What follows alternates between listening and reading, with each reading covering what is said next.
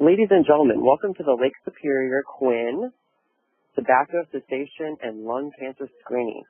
Your hostess for today will be Julie Campbell. Julie, you have the floor. Great, thank you. Hello everyone, and Happy New Year. Thank you for joining today's webinar presented by Lake Superior Quality Innovation Network, or Lake Superior Quinn. Today's topics will be tobacco cessation and lung cancer screening. And for these topics, we'll be hearing both from Lake Superior Quinn staff and our guest speaker, Dr. Douglas Ehrenberg. Before we get started, I'd like to share some information about continuing education with you. Because Medistar is providing continuing education credit for this presentation, we need to inform you that no commercial support has been received for this learning activity. The speakers and planners have reported no conflicts of interest. For CE credits or a certificate of attendance, you must attend the entire session and complete an online evaluation, and we encourage everyone to complete the evaluation to provide feedback on the session. So just a little more information for you about Lake Superior Quinn. Lake Superior Quinn is comprised of three organizations: MPRO here in Michigan, who you'll be hearing from today, Stratus Health in Minnesota, and Medistar in Wisconsin, to support the Centers for Medicare and Medicaid Services priorities for healthcare quality improvement in each of our organizations' respective states. Our objectives for today are on our site here. By the end of the presentation, we hope you're able to identify strategies for talking about tobacco cessation with patients and assistance available to support you in doing that. When you're identifying current and former smokers, there will likely be some that are qualifying for lung cancer screening, so we hope that you're able to describe the importance and benefit of lung cancer screening for those patients who are eligible, and also get a better understanding of how to offer them screening services, and also evaluate if the programming assistance that we're going to be talking about today can help you to identify eligible patients, talk with them about their tobacco use, and also refer those who are eligible for lung cancer screening. So one final housekeeping item before we get going. If you do have questions throughout the session, feel free to submit them in the chat box. For the sake of time, we'll be saving questions until the end, and we'll also open the phone lines at that time. If we don't have time to address your questions during the webinar today, we will collect your contact information and get back to you on those. So I will now hand it over to Paige Pagano to get us started off. Thanks, Julie, and hello, everyone. And we're just going to dive right in here today.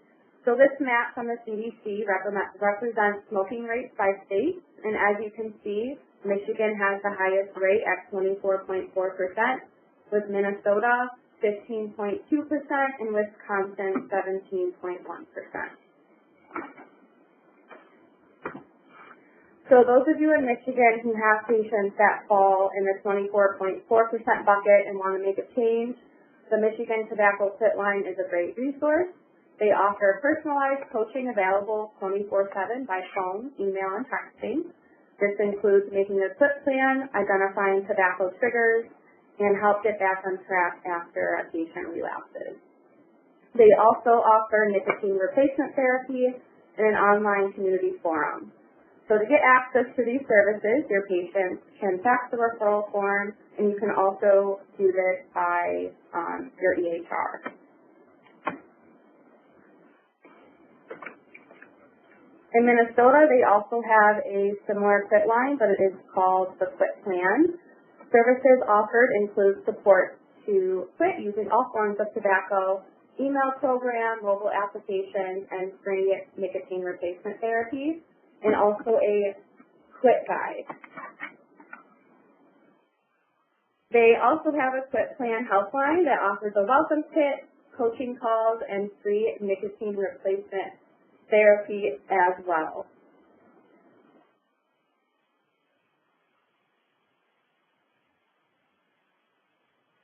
Wisconsin's quit line supportive services include coaching to help patients prepare to quit smoking, an online forum for web coaching, and also medications to help smokers quit. And like I said before, to gain access to these programs, you can fax the referral form, or patients can self-refer through the Quit Line website.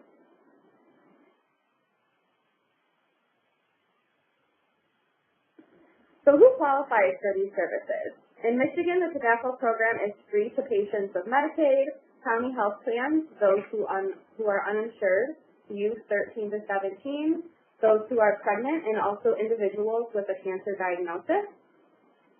In Minnesota, their quitline services are free to all residents, and also in Wisconsin, the tobacco quitline coaching services are also free to all residents. Lastly, I do want to point out that the tobacco screening is a quality improvement measure. So this measure is for patients 18 years and older who are screened for tobacco use one or more times within 24 months and who receive cessation interventions if identified as a tobacco user. Tobacco cessation interventions include brief counseling and also medication therapy. Now I'll turn it back over to Julie. Thanks, everyone. All right, perfect. So on that measure that you covered, is one of the measures I'm sure you're using to identify patients who are currently or formerly using tobacco in your practice. So next we're going to hear from Dr. Ehrenberg. Once you're identifying those patients, some of them may be eligible for lung cancer screening. So we have Dr. Ehrenberg joining us today. Dr. Ehrenberg is the Medical Director of the Lung Cancer Screening Program at the University of Michigan and an Associate Professor of Medicine in Pulmonary Critical Care Medicine. He's spoken with us on a previous webinar, so we're excited to have him back again to talk about lung cancer. And we'll go ahead and turn the presentation over to you, Dr. Ehrenberg. Can you hear me? Yes, we can. Okay, great. Well, good afternoon to everyone who's in the Eastern time zone, and I guess good morning to those of you in the Central time zone. So I was asked to sort of cover the topic of lung cancer screening, and before I get into kind of the nuts and bolts of how we screen and what to do to get your patients screened and how to select patients, I think it's really important to cover some foundational principles about cancer screening in general. These are things that if you don't understand, it's very likely that you could end up doing more harm than good. And I think people have a very hard time wrapping their minds around why you could potentially harm somebody through cancer screening. And the first way to recognize this is that cancer screening is taking people who have absolutely no symptoms of a disease and performing medical tests on them. The vast, vast majority of people who undergo screening for cancer do not have the disease for which you're screening, and therefore any medical intervention has the potential to do harm. And that's not just confined to unnecessary surgery and biopsies. It's financial harm, it's anxiety, and it's the introduction of potential risk into their lives. So I think these sort of financial, or these kind of foundational principles of screening are quite important in order to do this right. And I am having some trouble controlling my slides here, so maybe somebody could give me a hint as to what I'm doing wrong. Are you hitting the page down on your keyboard? I am now. Okay, found it. There we go. Okay. So, though I have no conflict of interest, I do have some disclosures that I think are important. I have consulted for some companies that are trying to develop diagnostic biomarkers. I have no intention of discussing any of those, and even if I did, none of them are ready for routine use yet. I have received some paid travel from industry to go and evaluate new tools for biopsying lung nodules. I'm not going to talk about any biopsy methods whatsoever. And I do have some grant funding that to oversee a program of improving tobacco cessation and lung cancer screening in our health system. Hopefully none of those significantly affect the message that I have for you. And I want to start with two not-so-theoretical patients. I'm going to choose from a couple of examples of people that I've been asked to evaluate in the last few years, and I'm going to give you two different patients. And as we go through this series of slides, I want you to keep these two people in mind. And they aren't extreme examples. These are pretty typical patients that are referred to our cancer screening program. The first one would be a 68-year-old woman who smoked for 48 years, but really never more than a half a pack per day. And she quit 2 years before she came to see us. She did have a history of cervical cancer, but no family history of lung cancer. And she had some pretty mild emphysema with lung function that was basically normal, but she had radiographic and physiologic emphysema on pulmonary function testing. And in spite of that, she's pretty fit. She exercises regularly. She plays golf. She does Zumba with her friends on the weekend. And think about this lady in the context of a cancer screening program. And then this gentleman here would you offer this man screening? I want you to think about both these people as we go through. This man's 73 years old. He smoked for 50 years, a pack a day, and quit 3 years ago. His FEV1, his lung function is normal, but his diffusion capacity, his gas diffusion capacity is pretty impaired at 55% of predicted. He does have emphysema. He can climb a couple flights of stairs, but he's limited by back pain, and he gets pretty short of breath walking up a flight of stairs.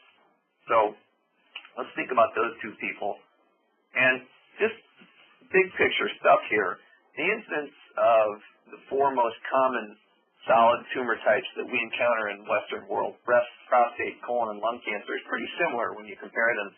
And even though if you look closely at this slide, you'll see that the data is from the American Cancer Society, facts and figures from 1999, the relative size of these bars hasn't changed in almost 20 years. And so lung cancer looks like a lot of these other diseases when it comes to how often it is diagnosed. But as you can see here, lung cancer kills more people than breast, prostate, and colon cancer combined. And there are a lot of reasons for this, and I could go into it. But really, this is one of the reasons, and that is really simply this. If you look over on the right-hand side of the screen, the big blue bar shows you that the vast majority of people who are diagnosed with lung cancer are present at a time when they already have advanced disease. And as is the case with most diseases, earlier stage disease is easier to cure. It's just that simple. And so these two slides really form some of the basis for a long-held search for a way to screen for early stage lung cancer. And so what's the rationale for a public health screening program? Well, you need a common problem. We screen for problems that are fairly common. We don't screen for rare conditions. It's important, I would say, that if you're going to screen for a disease, that it has some significant impact on the population. That is, that a lot of people die from that disease or have a significant reduction in their quality of life as a result of it. And it's also very important that that disease is potentially curable in the early stages. And certainly lung cancer meets all of these hurdles. And so I think one question I've been asked repeatedly when I have casual conversations about this, both with lay people and with my colleagues perhaps who are in primary care, is why don't we just do chest x-ray screening? Can't we detect lung cancer with chest x-rays? And the short answer is yes, you can detect lung cancer with chest x-rays, but the idea, the concept of the so-called routine chest x-ray is something that it's like Freddy Krueger from the Halloween movies. It just won't die. There really is no indication for routine chest x-rays. In the 1970s, the National Institutes of Health sponsored three very, very large national clinical trials that cumulatively enrolled over 30,000 subjects. Each of these trials enrolled close to or just over 10,000 people, and each of them compared various combinations of chest x-ray with other commonly accepted modalities for screening for cancer at the time. And as you might predict, those patients enrolled in the chest x-ray arm of these clinical trials were found to have more cases of cancer. That's not a surprise. There was more early stage disease detected in the screen group, the group that got chest x-rays. And in fact, patients with lung cancer were found to have prolonged survival in the screen group. But there was no difference in the number of people dying of lung cancer, whether they were screened with chest x-rays or not. And that is the only metric for a screening modality that matters. Survival is not a valid metric of the effectiveness of a cancer screening test.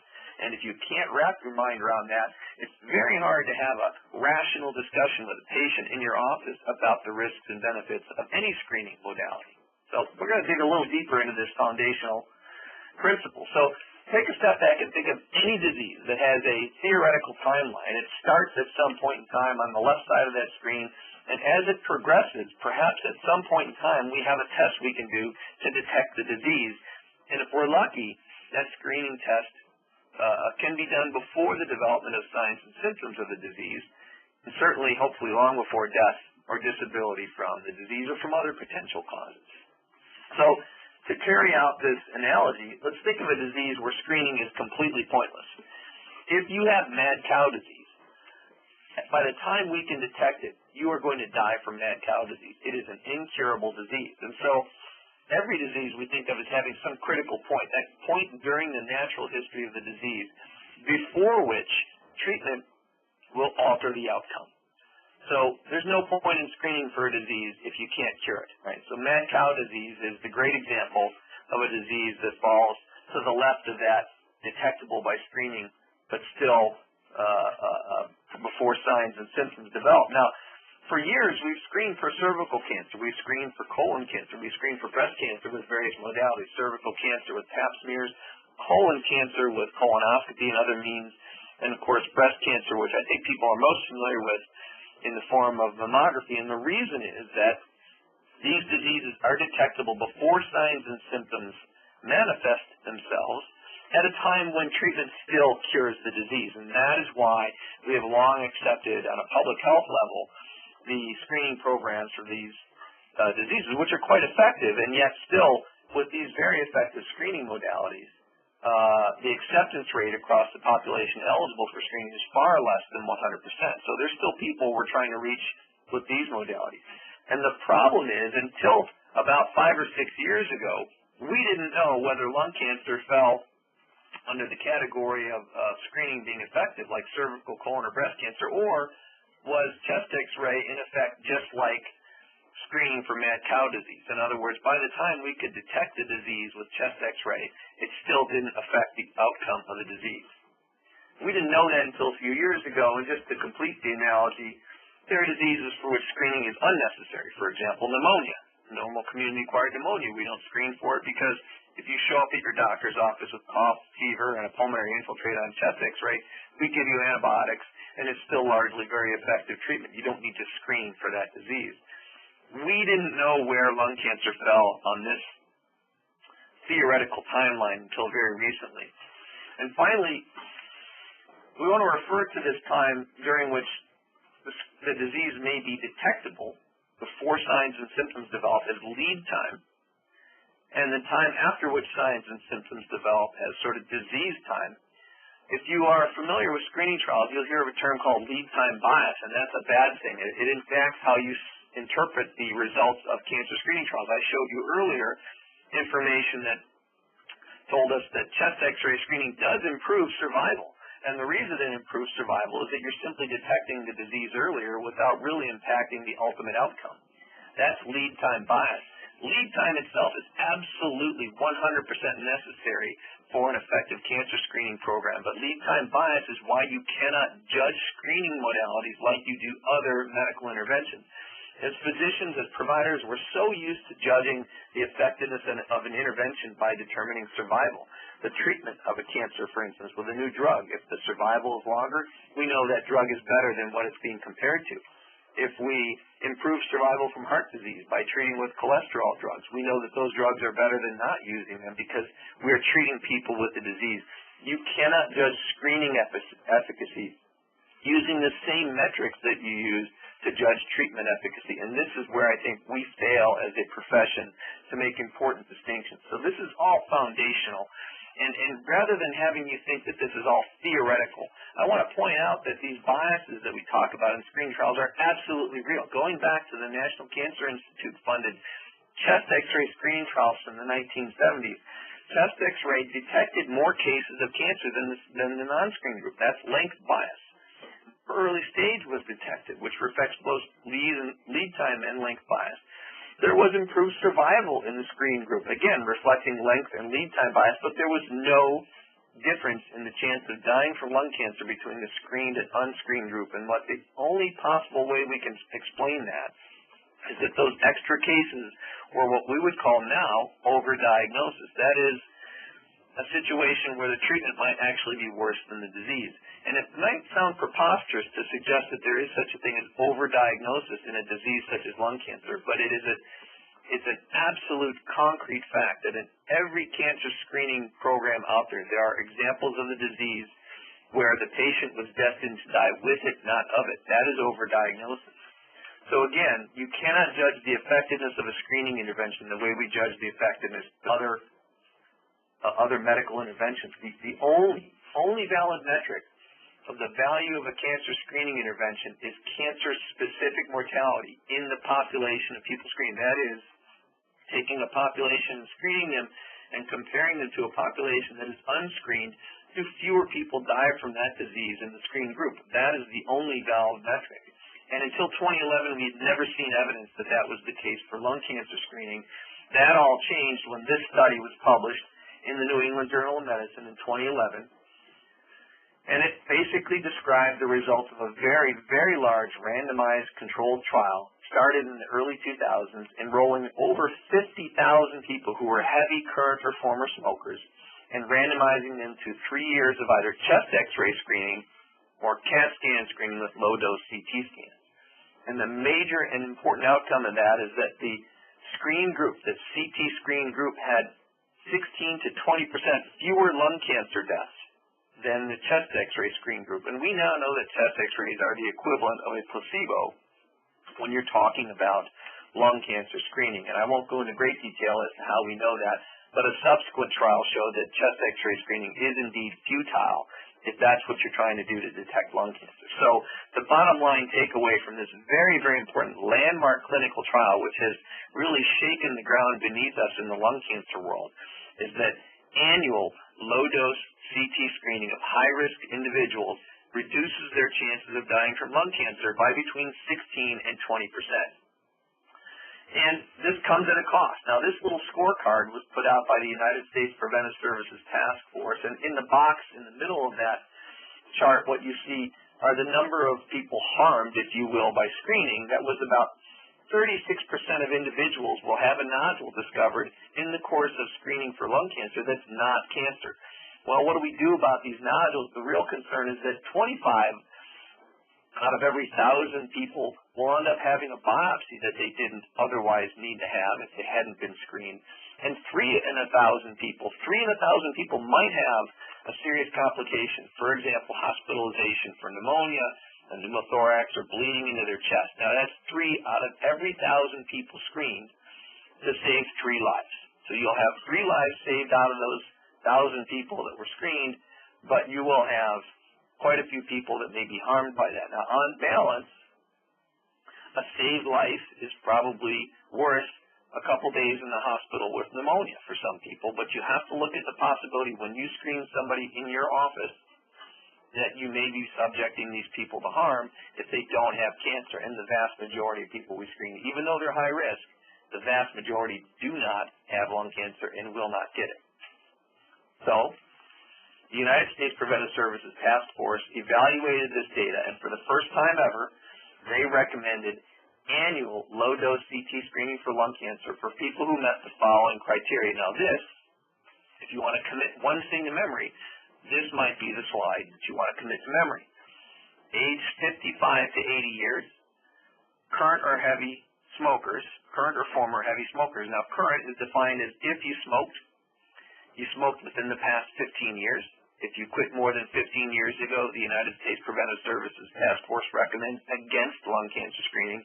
And if you smoked, you should have smoked at least 30 pack years. So an example of that, of course, would be a pack a day for 30 years, 2 packs a day for 15 years, but pack years as calculated in that way, a minimum of 30 pack years and having smoked within the last 15 years. Now, I can recite that in my sleep because this is what I do, but these are more criteria than we're used to having to deal with for most cancer screening modalities. If you're over 50 and you have a colon, we recommend lung cancer screening. If you're over 50 and you have breasts, we generally recommend breast cancer screening. But this is much more complicated. It is a behavior-based criteria for a cancer screening modality. This has never been tried before in the history of medicine, and judging by our screening rates right now, which we're probably currently screening about 4 to 5% of eligible subjects, we as a profession are ill-equipped to do this well, and we need to get better at it. So, age 55 to 80, 30 pack years or more, and smoked within the last 15 years. And the other thing that I think that I would like to emphasize very, very much is that screening should not be done or should be discontinued once a person hasn't smoked for 15 years or develops a health problem that substantially limits life expectancy. In my anecdotal experience in our cancer screening program, I see way too many people being sent for lung cancer screening CTs with significant, severe, life-limiting comorbid illness. And in that setting, there isn't any cancer screening modality that makes sense. If you've got a disease with less than 5-year life expectancy, we should not be doing cancer screening on you. So with these criteria in mind, let's move forward with a little bit deeper understanding of how we do this and how to maximize the benefits of screening and minimize the potential harms. I will point out that next few slides are some additional data that were just made public in the last couple of months. And the importance of these next few slides is that the major hesitancy on the only professional organizations, on the part of the only professional organizations that don't currently recommend screening, was that everything we were recommending was based on one single, albeit well-done clinical trial. That's no longer true, and this trial, which I have here on this slide, is why. This is called the Nelson trial. Nelson is simply the initials of the Dutch translation of the Netherlands-Belgian lung cancer screening trial. And in their trial, they enrolled people with fairly similar criteria to what was done in the American National Lung Screening Trial, although these people looked to be at a little bit lower risk. The smoking inclusion criteria were a little less, and there were a far greater number of men than women. I didn't point out earlier, but it is worth pointing out that women had a much greater mortality benefit in our NLST than did men. And so when so-called experts looked at the Nelson trial and tried to predict what they would find, many of us, so-called experts, thought that the Nelson trial would fail to show any mortality benefit because of the lower risk population involved. But we were wrong. The Nelson trial also had some important differences in terms of how the screening was done.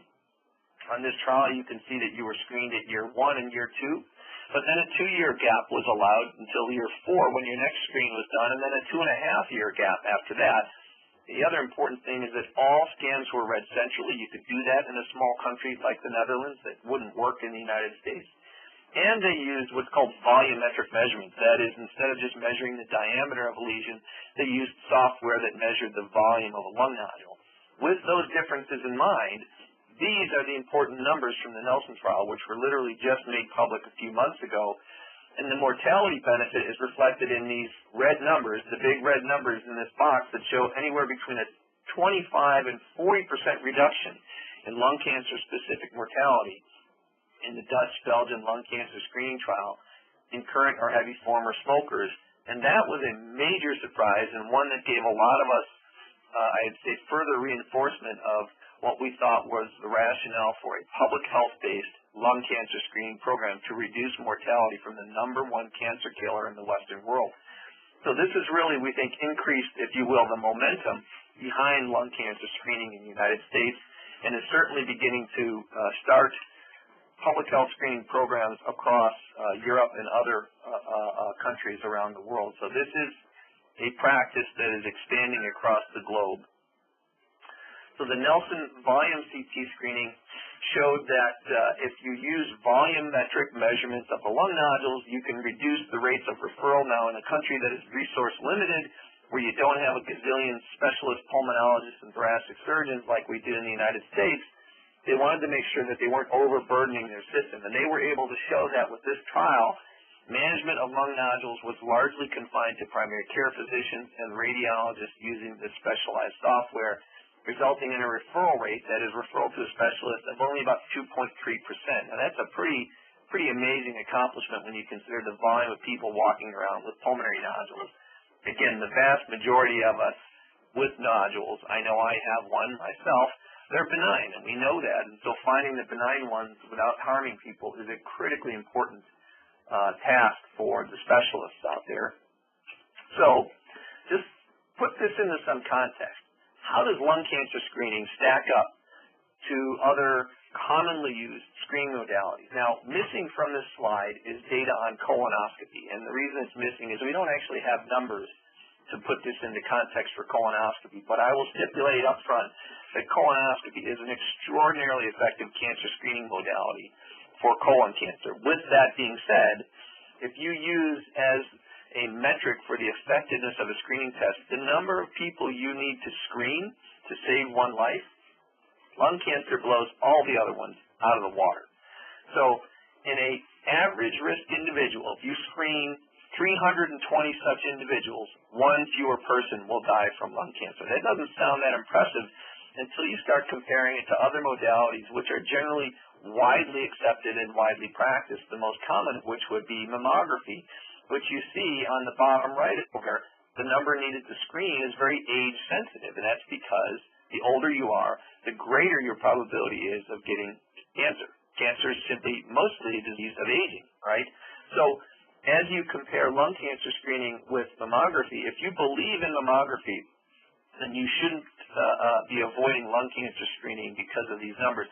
The fact of the matter is that low-dose CT screening for lung cancer done properly is an extraordinarily efficient modality for reducing lung cancer-specific mortality.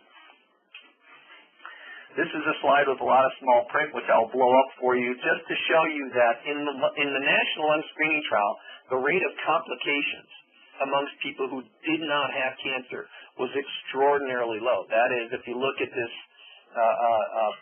breakout of the graph, amongst those who didn't have cancer, 99.6% of participants in that trial had no complications. Now, we already know that this is a clinical trial, and clinical trials generally represent the best case scenario. If you look at the bottom of that breakout graph there was 11 people who died within 60 days of a screen on which cancer was not found.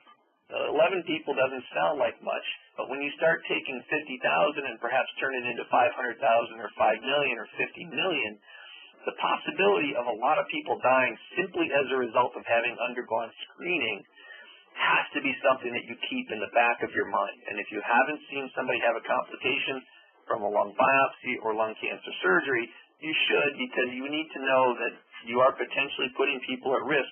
When you enter into a screening program, it is a barn door that you cannot close once it has been opened. So this is simply to say that cancer screening has some downsides, and that is that some of the downsides include doing invasive procedures on people who don't have cancer, and sometimes invasive procedures, in spite of our best efforts, go poorly. Others consider overdiagnosis a potential harm, and the way I look at overdiagnosis is that we are diagnosing cancer in a situation where the treatment is almost certainly worse than the disease. It's a very, very difficult outcome to measure because it's something that is somewhat theoretical, but if you were to put numbers together and try to put together the number of people diagnosed with cancer that they were not going to die from, estimates from public health experts suggest that the rate of overdiagnosis, that is among those diagnosed with cancer, between 9 and 20% of cancers diagnosed in a lung cancer screening program are representative of what we would call overdiagnosis. That is, cancers that one might have died with rather than of over the span of their lifetime. It's a relative term. If somebody's very sick, just about anything you might diagnose is overdiagnosis. But in a young, otherwise healthy person, if you diagnose a cancer, they have longer to experience morbidity and mortality from that cancer than someone who's elderly and perhaps burdened with comorbid cardiovascular disease. Keeping in mind, the major risk factor for lung cancer, of course, is also the major risk factor for cardiovascular and cerebrovascular disease, both major causes of morbidity and mortality in the Western world.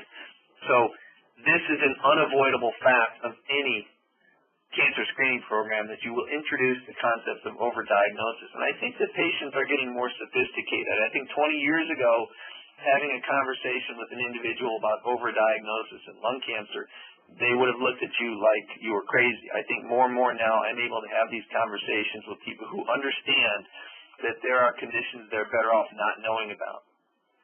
There are a variety of other harms that have been considered in the context of cancer screening, including the introduction of anxiety into people's lives.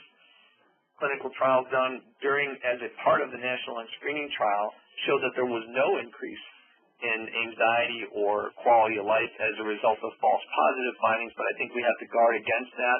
I think a lot of people, they start jumping to conclusions when they hear that they have a lung nodule. They start reading the internet and maybe get information that is not terribly accurate or not terribly relevant to their situation. These are things I think we do have to guard against, including, the ones we talked about already, but also the additional testing and costs that are introduced into the health system as a result of screening. You cannot overlook this. Those who do cost-effectiveness analyses for a living have shown that when done properly, lung cancer screening is in fact cost effective by most commonly accepted metrics. It is particularly cost effective when combined with tobacco cessation. And although I'm not talking about tobacco cessation strictly here, it is the 800-pound gorilla in the room that we must pay attention to, and that we must, as a profession, focus on improving how we do it, whether the patient is screened or not.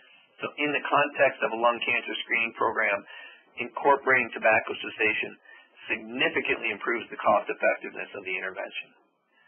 So the CMS National Coverage Determination issued in February 2015 said, yes, we agree with the U.S. Preventive Services Task Force. We will now pay for screening. Their criteria were slightly different.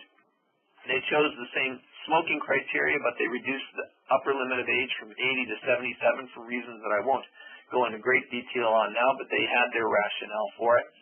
But at the bottom of this Medicare coverage determination, this is the important part. It includes a visit for counseling and shared decision-making, and in fact, it is a required metric for implementation of lung cancer screening on the part of the Medicare payer that every patient undergoing lung cancer screening should be offered screening in the context of what they call a shared decision-making visit. This is unprecedented in the history of Medicare as a payer, as a third-party payer for health care. And it really begs the question, are we, as physicians, are we any good at this? Do we know what we're doing? What is shared decision-making? What determines whether somebody has participated in shared decision-making? And can we measure the quality and impact of it?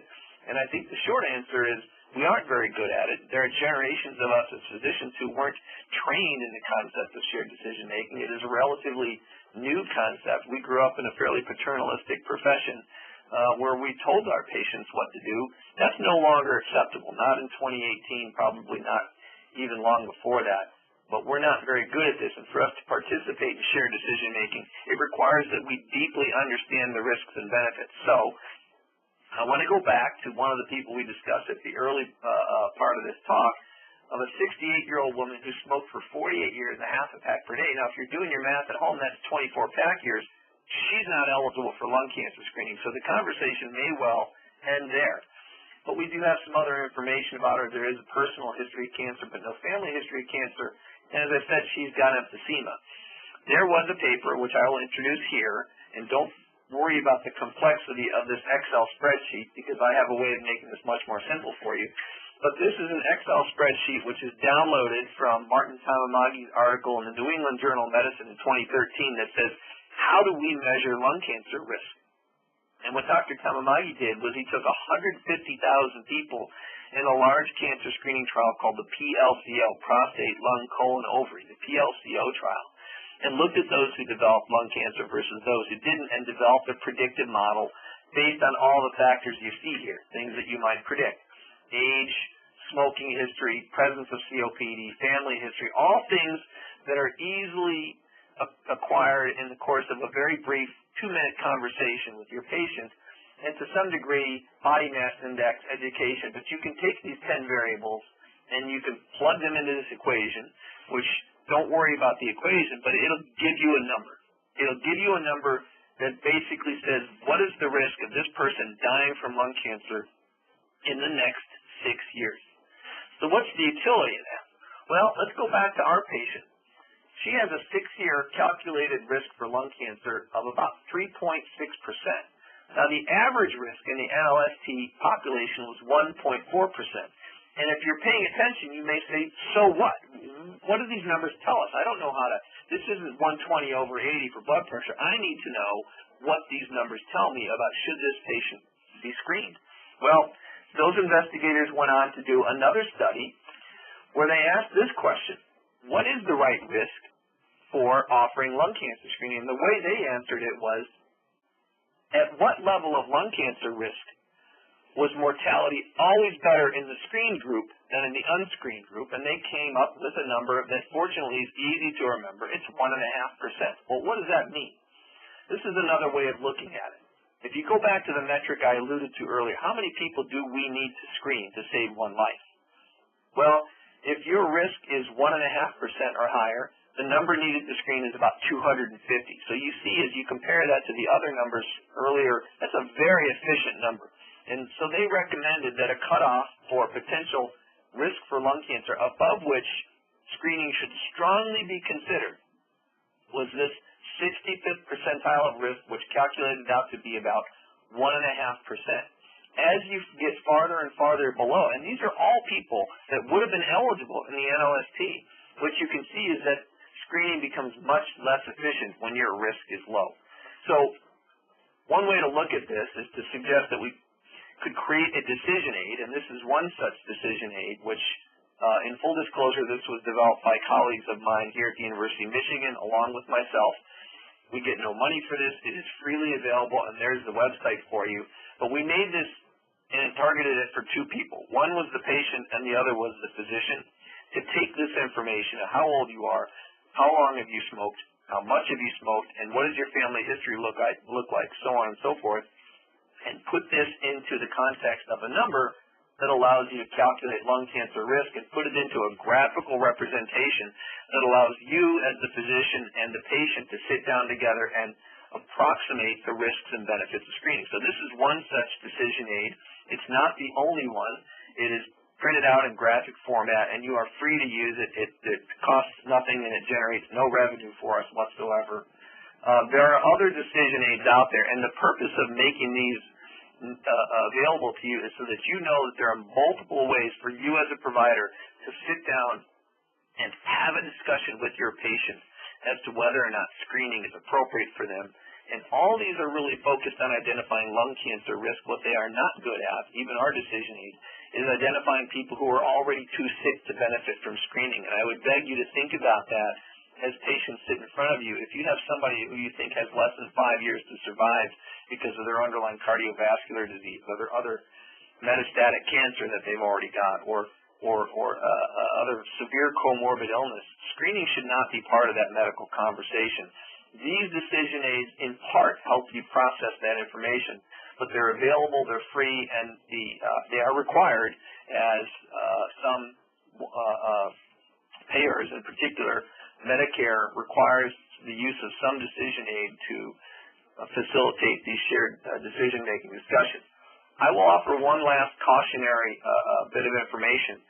That is that, can we really expect the benefits and harms of lung cancer screening in the general population to be the same as it was in a clinical trial? And one of the more important sort of fine print aspects of the lung cancer screening trial was that the mortality of individuals who underwent lung cancer surgery in the lung cancer screening trial was 1%.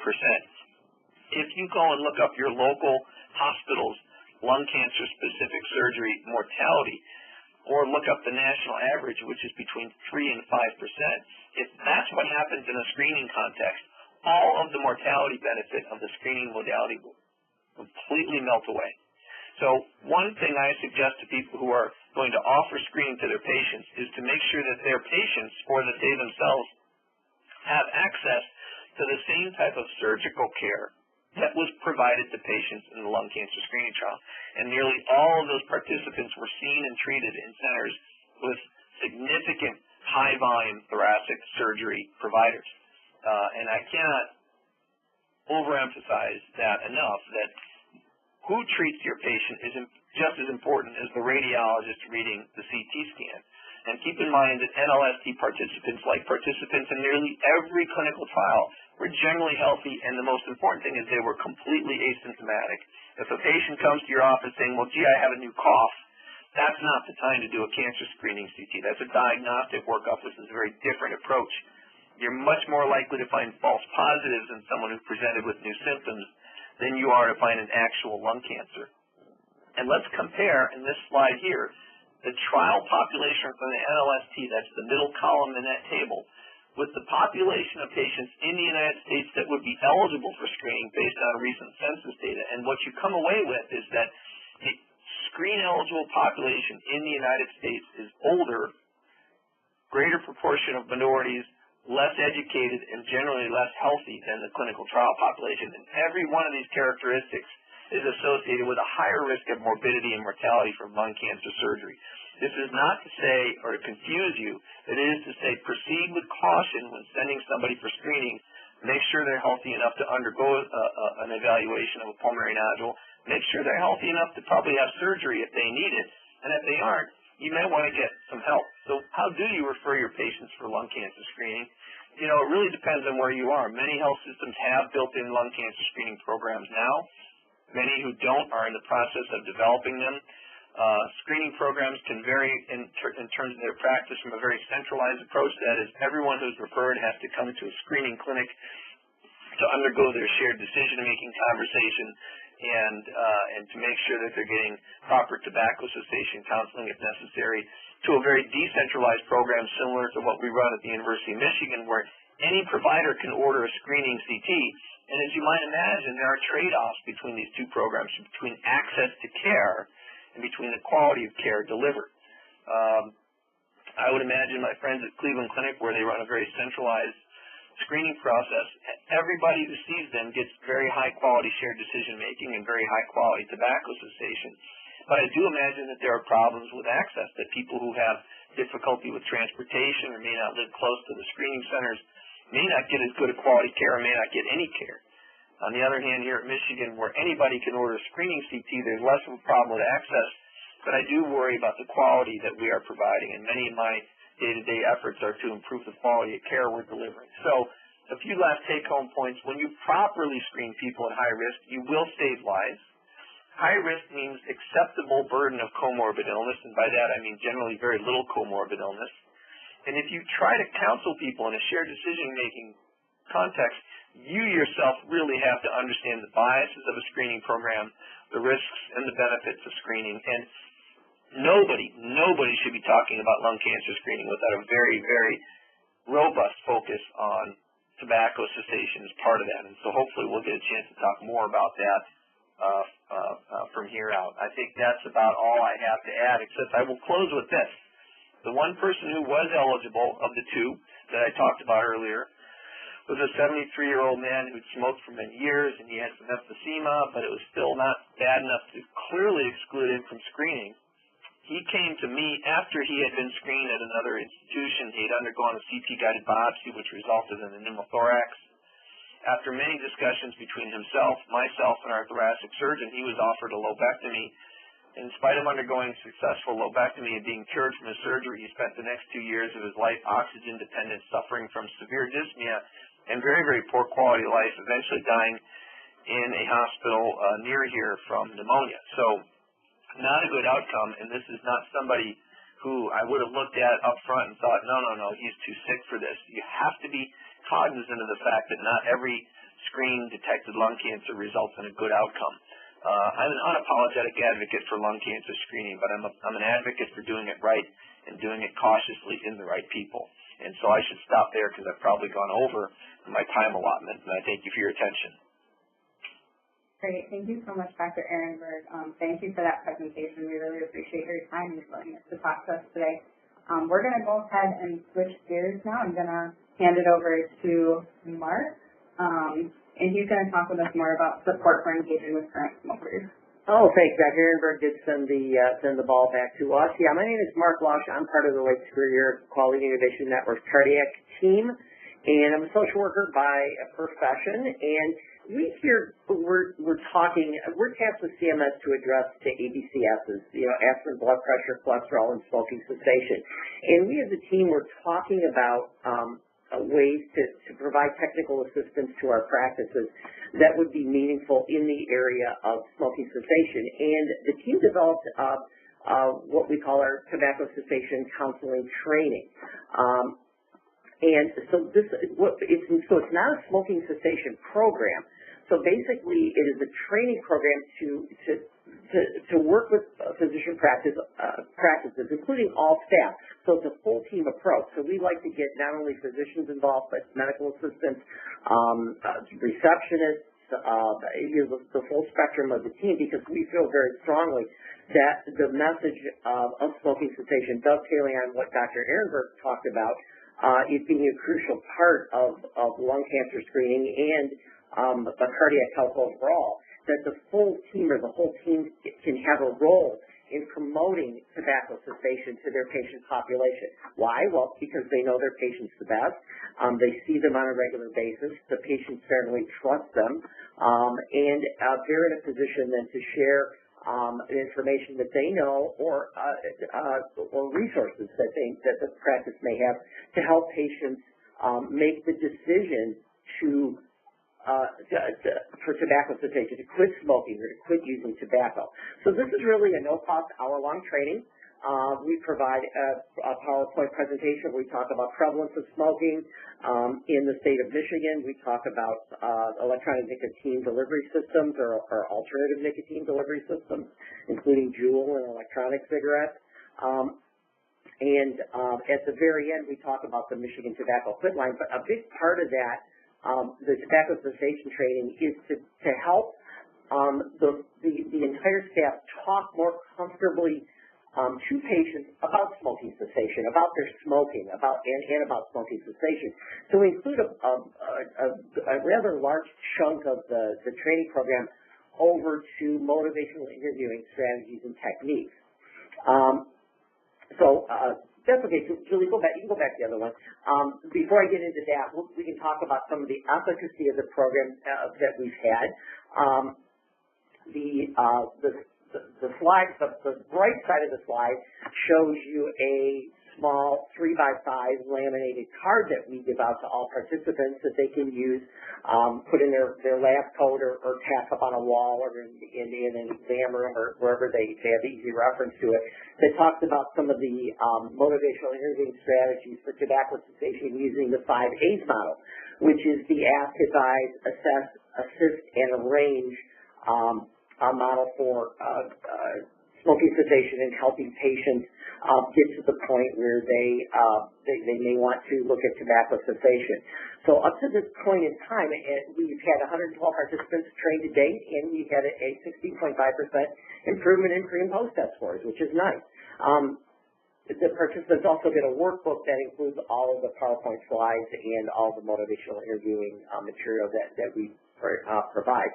So part of this, as I said earlier, part of this, the core of this is talking to staff and giving them little tidbits about tidbits related to motivational interviewing. So we're not really training them in motivational interviewing because that's a much more extensive process that requires a lot of practice.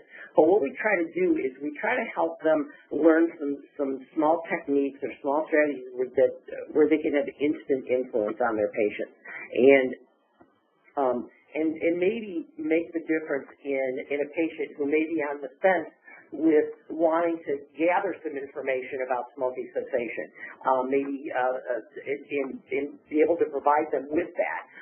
It might be for the patient that's on the fence about making an attempt to quit, and maybe there's something that they can say to help facilitate that patient's decision to want to quit. So it runs the full gamut from the 5 A's of simply asking, but then all the way down to assisting patients with resources and providing them information that might help them make the decision to stop smoking or using tobacco. So just a brief overview, what is motivation interviewing? It's for Chaska and Di Clemente. It's what they call a trans-theoretical model, where they took a lot of different models of behavior change and communication and came up with motivation interviewing.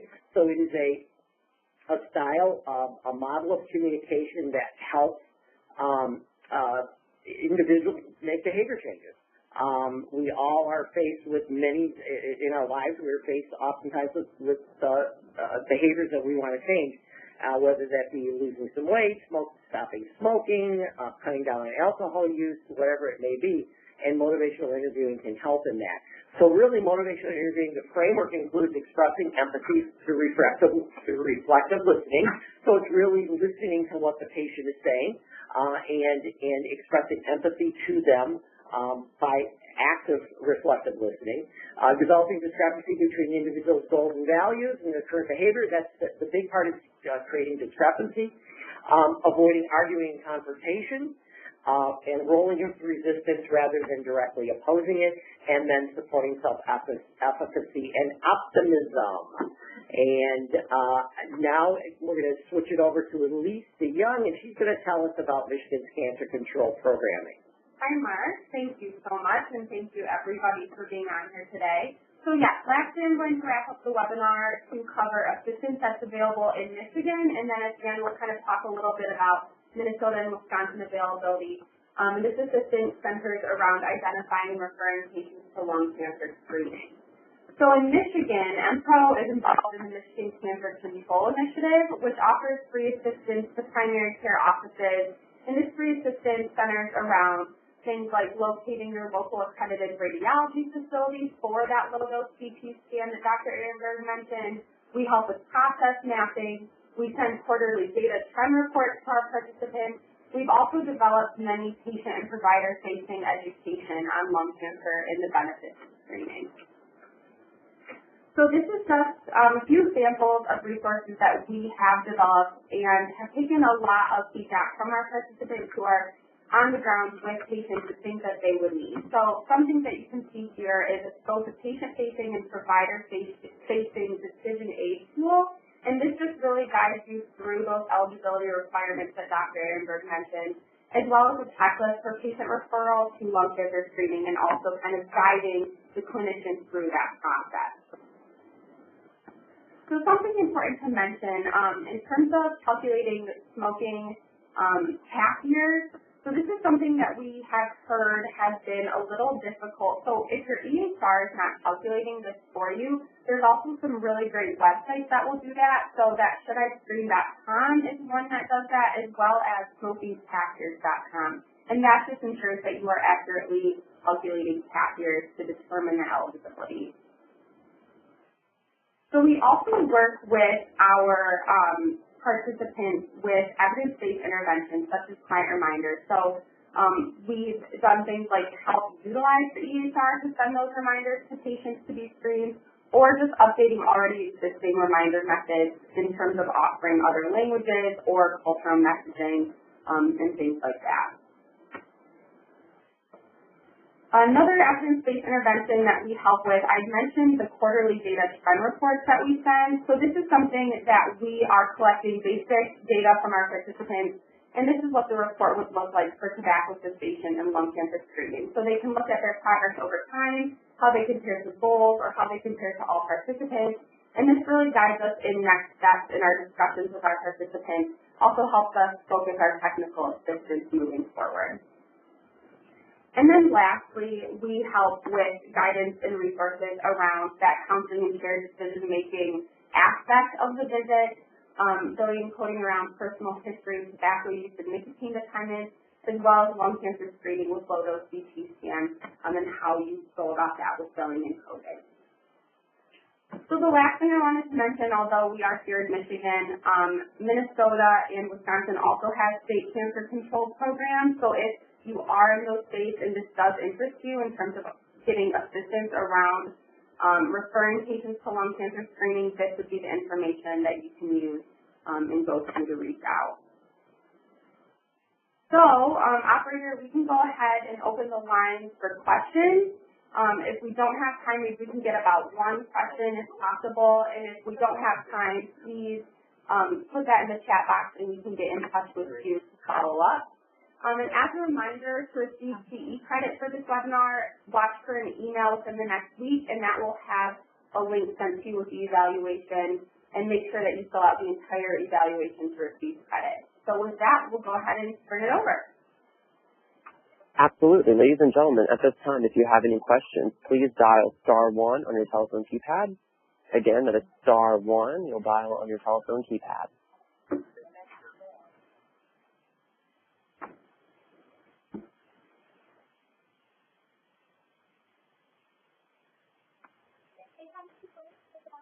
At this time, we don't have any callers in queue. All right. I think we're just about at the end of our time, so we do want to thank Dr. Ehrenberg again for joining us today, and to all of our presenters, and also to all of you for joining us this afternoon. We hope you have a great day. Thank you so much.